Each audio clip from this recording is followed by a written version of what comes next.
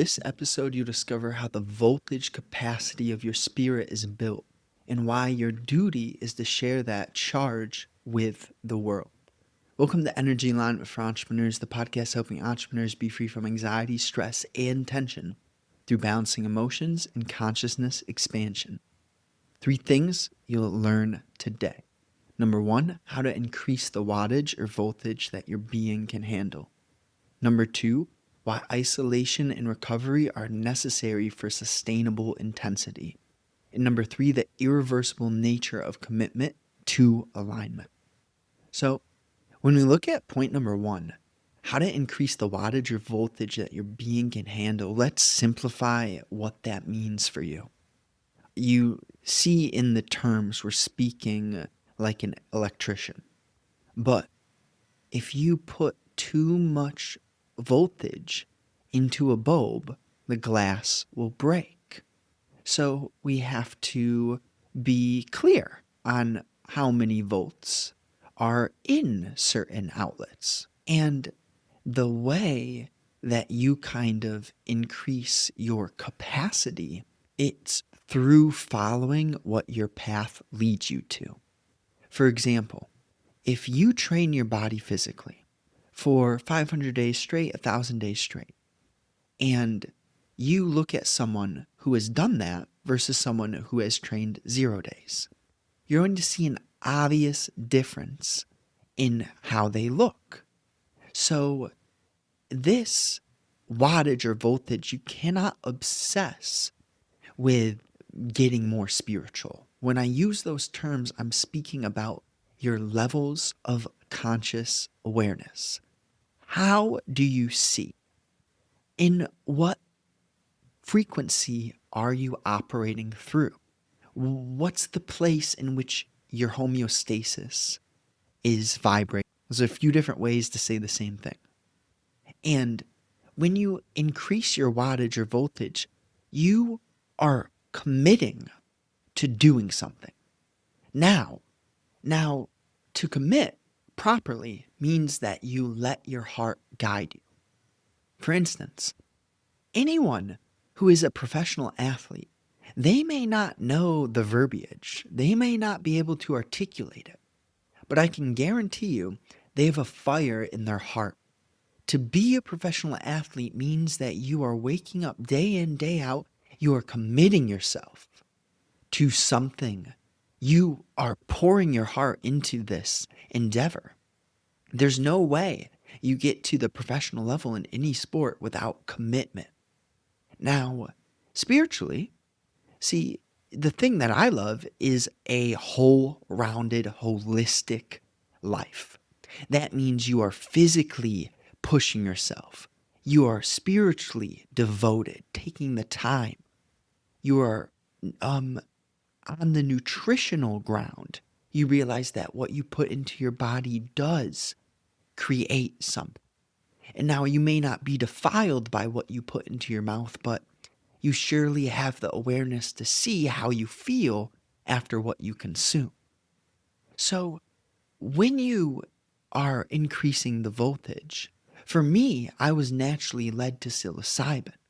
Now, that was only used for a short span of my life because of how powerful of a tool it is.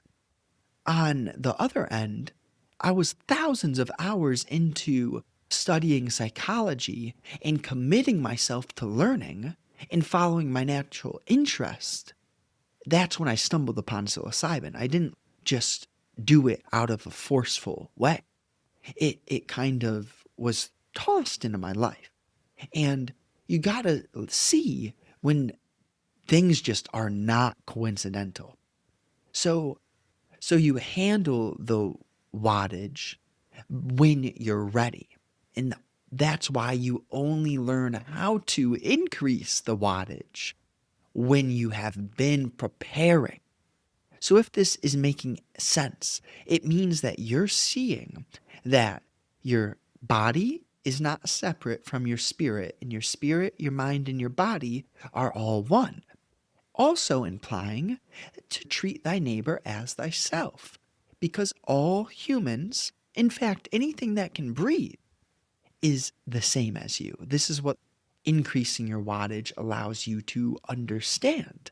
But then you even take it a level further and realize that something extraordinarily intelligent created everything that also doesn't breathe. And then you have some form of compassion, some form of a new energy. It means that you have been working, preparing, and then when the moment was ready, you were ready.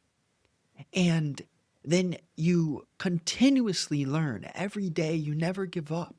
This is how you allow for your heart to adjust and to hear what most people may not always be tapped into. You learn to hear the nuances. You learn how to read between the lines of life because there's beauty in not being a shallow minded slave in this world. There's beauty in realizing that you are so awake, alive, that you know what's right. You don't have to, no one has to tell you what's right. Now, in the context of learning something or being guided to do something, yeah, there may be an operator who has 30 years of experience and he's going to give you a tip or he's going to guide you or show you how to do something or kind of give you a command or an order. All right, that's a little different than the context in which we're speaking of. Now, the odds are that that operator, being so experienced in what he does, he would probably have increased his own voltage and therefore not be spiritually dull, shallow, or asleep. And here, we'll hop on to point number 2. Why isolation and recovery are necessary for sustainable intensity. If the tide always went out, we wouldn't have an ocean, and if the tide always came in, the world would be covered in water, right? So those are extremes. But that's kind of how we need to look at the relationship of isolation and recovery to sustainable intensity. You can go hard, but this is why professional UFC fighters don't fight every week or every day or every month. Because how much it takes for them to do the preparation, the cuts in fight camp, and to do all the training, the practice. You know what I mean? So overall, isolation and recovery in relationship to sustainable intensity, sustainability without intensity is garbage. And intensity without sustainability is also garbage. But when you bring sustainability with intensity, you get a rhythm, a dance, a balance, a cadence. You get music. You get beauty. And of course, in isolation, that's kind of when you can recover. You can recover other ways too, in groups. But you need to have a time where you are building the base of the pyramid so then you can go vertical when building the triangular structure of the pyramid. You can't just build the skyscraper without the foundation. So we need to learn how to enjoy both parts. I think that's one of the biggest points is you can't just say, oh, it's only fun when I do everything hard and intense. No, you have to learn how to do things gentle, slowly, surrender, be guided. And then you can also be the boss, fucking be an executor, a killer, be powerful. But you need that balance. It's like real love isn't just you pleasing your partner and always saying yes. There needs to be a game, a chase, some form of, a little jab and a little dance. It cannot be super consistent all the time. And that's why we need intensity. Because if it's always sustainable, it's boring and stale. And if it's always intense, it's not going to be worth it. It's not going to be long. It's not going to be fruitful. You're not going to be able to laugh and reflect because you just killing yourself with too much intensity, right? So big picture thinking. Now, number 3, the irreversible nature of commitment to alignment. It's kind of like you just realize, man, I was so sick and tired, and now I'm not sick and tired. It's obvious that you are fully responsible for how you feel, and that your thoughts lead to your actions, and that your actions create a feedback loop to how you think. So at some point in your life, you have to break the chain if you're in a bad place.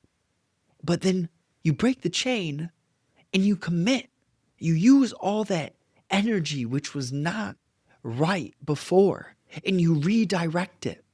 You know, you do whatever you have to do to redirect that energy.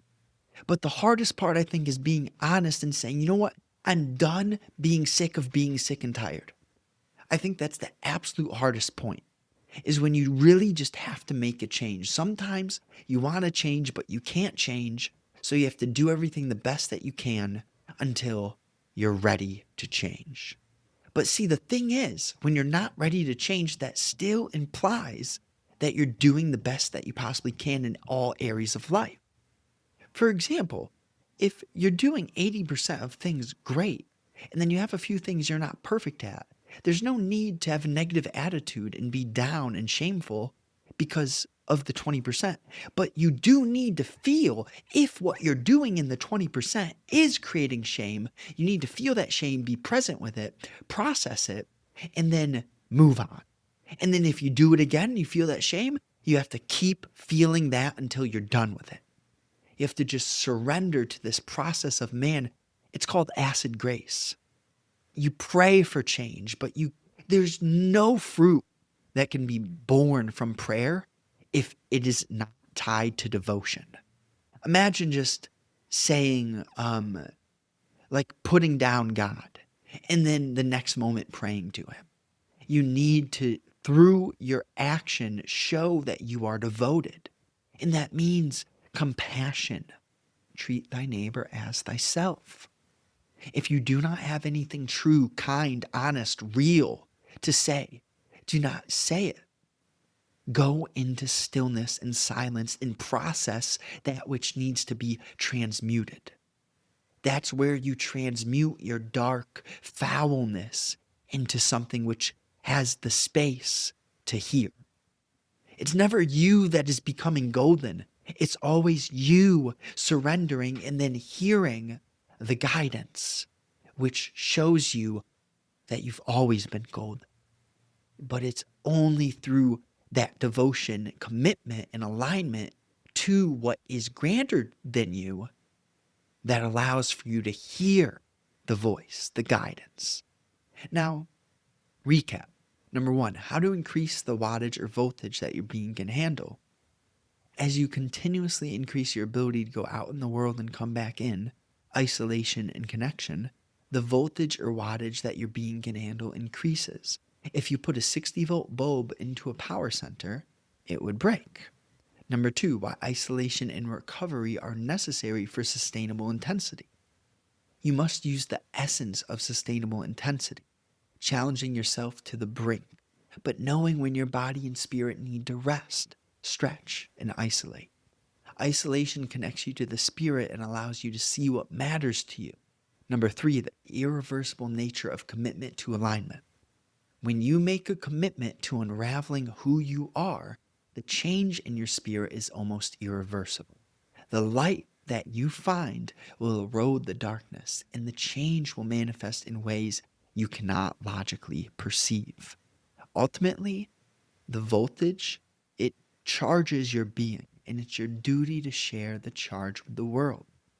Your life, it's not just about you, and this selfless essence becomes a beacon for others who need something.